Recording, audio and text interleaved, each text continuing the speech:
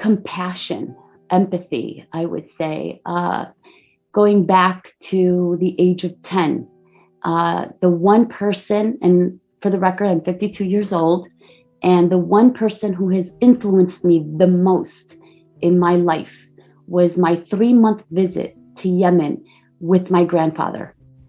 He was a man that was living in very humble circumstances. I would even define it as poverty, but that's not his perception of his life. He didn't see himself as a victim. He didn't see himself as someone that was poor or needed something. He was a giver. He was a compassionate man. And during when I was 10 years old, and obviously born and raised in America, I thought I knew it all. And I thought he was naive.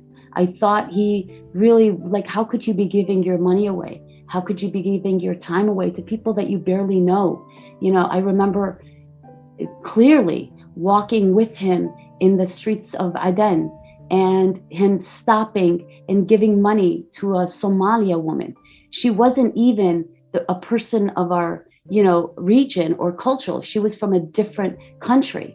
And every day he would give her a shilling. And she had her little baby in her arms with her dried breast hanging and unable to feed her child. And although I felt bad for her, again, at that age, I didn't feel like it was our responsibility to take on her and give her money. So I questioned him. And by day 4 or 5, I was asking him, like, Baba Yusuf, why are you giving your money away when you're poor? And he looked at me and said, who's poor? I'm not poor. And knowing now what he did then, what reason do I have not to be compassionate and not to be grateful for where I am today?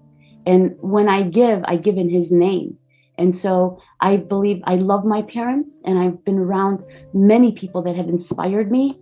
But that man, he's not an author. He's not a professor. His name is not well known, but he is definitely the one person that has influenced me the most